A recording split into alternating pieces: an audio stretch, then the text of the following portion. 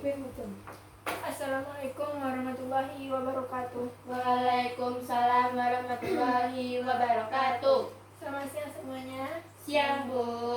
Bagaimana kabarnya hari ini? Alhamdulillah baik, Bu. Baik, Bu. Puasanya lancar? Lancar. Harapkan puasanya lancar sampai akhir Ramadan. Amin. Sebelum itu, kita berdoa dulu. Silakan pimpin doanya, Ustazah. Siap, gerak.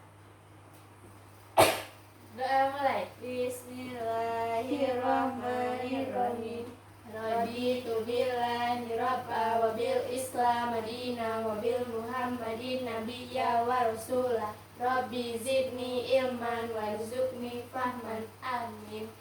Assalamualaikum warahmatullahi wabarakatuh. Dengan pembacaan doa tadi, semoga pembelajaran kita hari ini berjalan sampai akhirnya dengan lancar ya.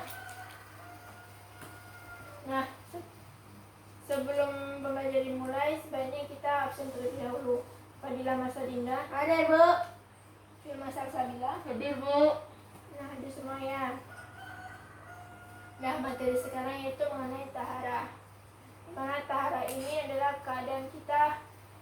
Berarti kita harus dalam keadaan selalu bersuci. Karena kita sudah balik semua, berarti kita harus melakukan suci setiap saat agar kita selalu bersih dan suci ketika kita saat melakukan ibadah. Nah, sebelum itu Ibu akan menerangkan apa saja sih materi yang akan kita pelajari hari ini dan tujuannya. Materi yang kita pelajari hari ini yaitu ada pengertian tahara, dalil tahara, najis, macam-macam najis, serta contohnya, dan hadas, pengertian dari hadas, macam-macam hadas, dan contohnya. Dan tujuannya itu setelah kita mempelajari materi tahara ini, Ibu Ananda semuanya, Ibu harapkan dapat mempraktikkan dalam kehidupan sehari-harinya. Nah, sebelum itu Ibu mohonkan singkirkan terlebih dahulu yang tidak berkaitan dengan materi saat sekarang ini untuk kita dapat lancar dalam pembelajaran sekarang. Yaitu taharah di sini. Tahara itu artinya secara bahasa yaitu bersih atau suci. Secara istilah yaitu mensucikan badan, pakaian, tempat dari najis dan hadas. Nah, sampai di sini ada pertanyaan? Bu, kenapa kita harus melakukan tahara? Karena kita harus melakukan tahara karena untuk beribadah kita harus dalam keadaan bersuci. Sedangkan artinya tahara tadi adalah bersih dan bersuci. Nah, kan kita dalam keadaan kita dalam beribadah, kita dalam keadaan bersih dan suci. Makanya kita harus melakukan tahara. Paham? Paham, Bu. Nah, selanjutnya itu ada surat Al-Mudaththir ayat 4-5. Tolong bacakan surat Al-Mudaththir ayat 4-5. Fadilah.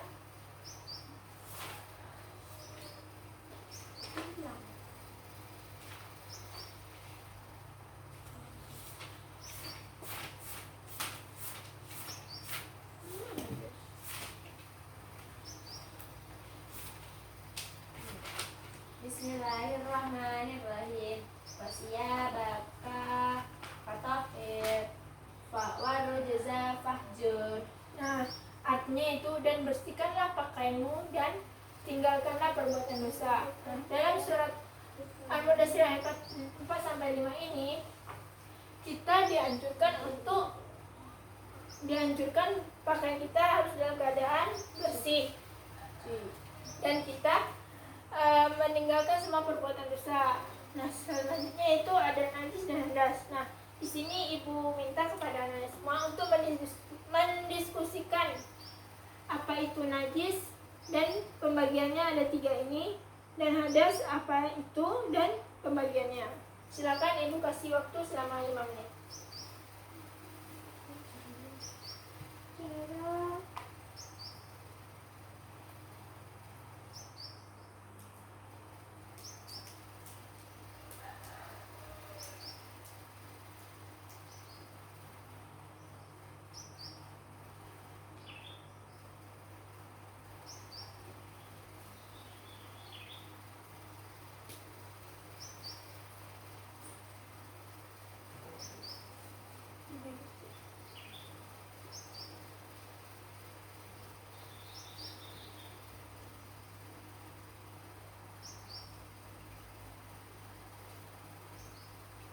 Sudah siap? Sudah, Bu.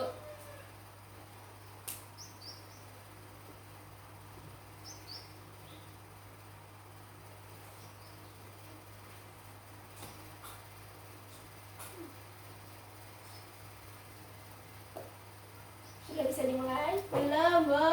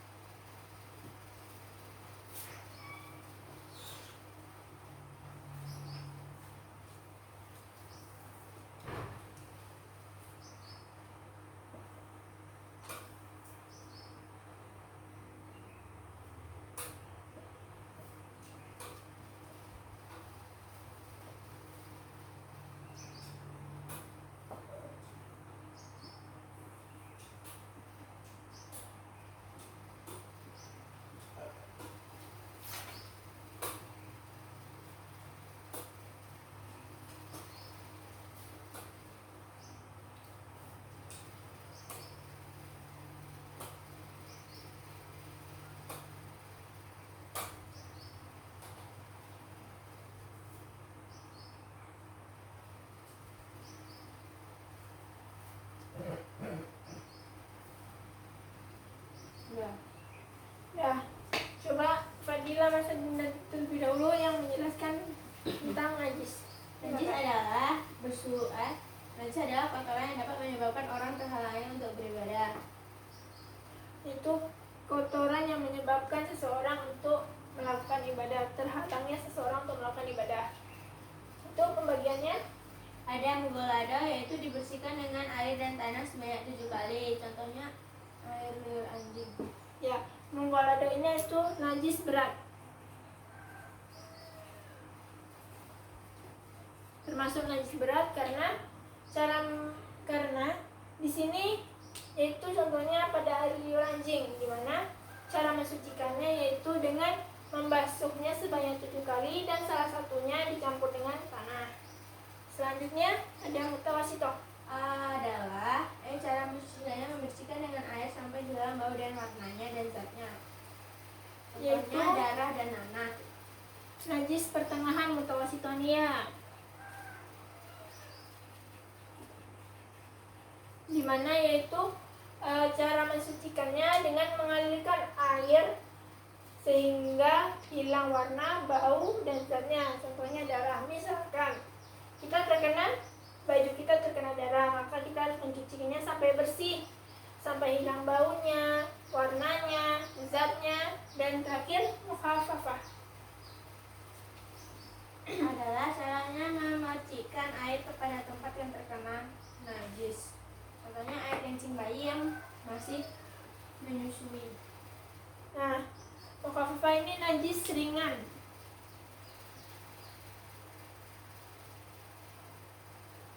Misalkan ya, kita sedang menggendong adik bayi laki-laki kan, habis itu adiknya pipis.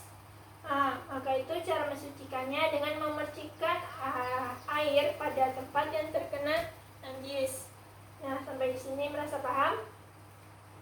Nah, selanjutnya itu hadas. Silahkan Masa Sabila jelaskan apa itu hadas kecil, hadas besar.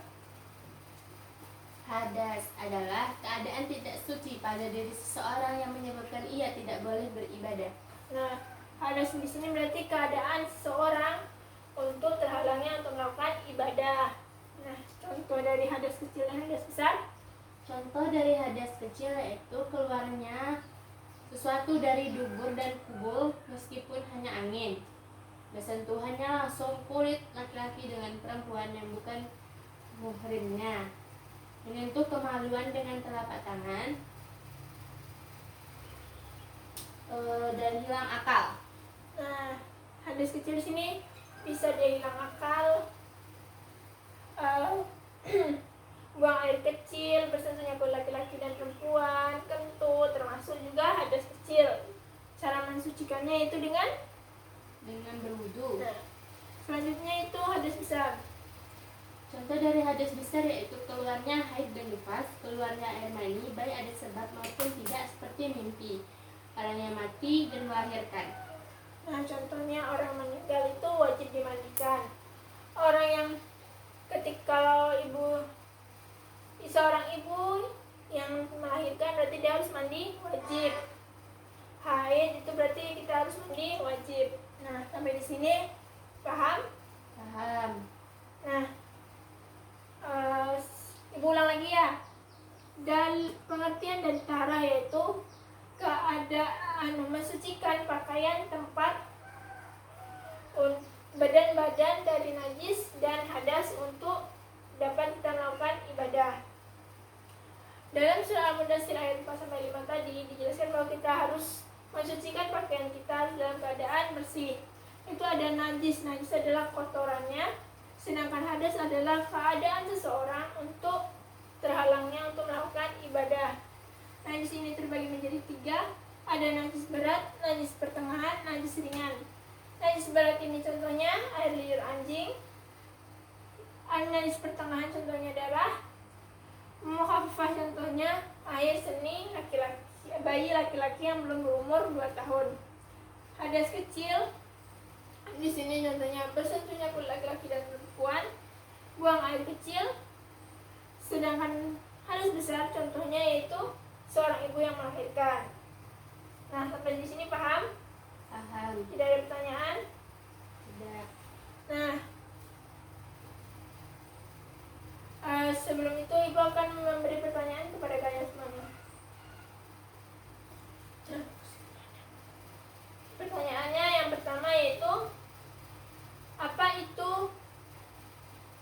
najis mukhaffafah dan bagaimana cara mensucikannya? Jika ada yang tahu silakan tunjuk tangan. Silakan Salsa. Najis mukhafafah yaitu cara menghilangkannya dengan memercikkan atau menyiram air di tempat yang terkena najis. Contohnya yaitu air kencing bayi yang belum makan kecuali air susu ibunya. Nah, bagus. Jawabannya bagus, yaitu mukhaffafah najis termasuk najis ringan ya. Cara mensucikannya dengan cara memercikkan air. Pada yang terkena najis tadi contohnya air seni bayi laki-laki yang belum berusia 2 tahun. Nah, sekarang najis mughaladah. Cara mensucikannya bagaimana dan apa jenis najisnya? Silakan siapa yang bisa tunjuk tangan?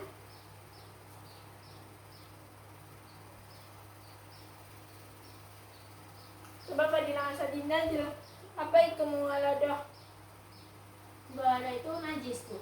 Najisnya Termasuk najis berat kan, najis pertengahan kan, Najis najis berat. ringan. Nah, cara mensucikannya bagaimana?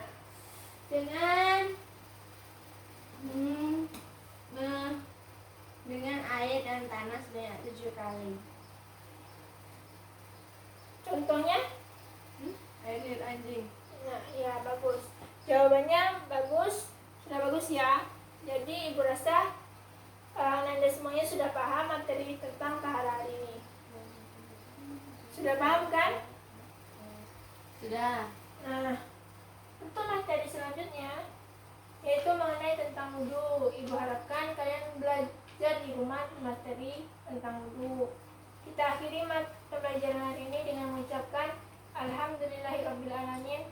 Assalamualaikum warahmatullahi wabarakatuh. Waalaikumsalam warahmatullahi wabarakatuh.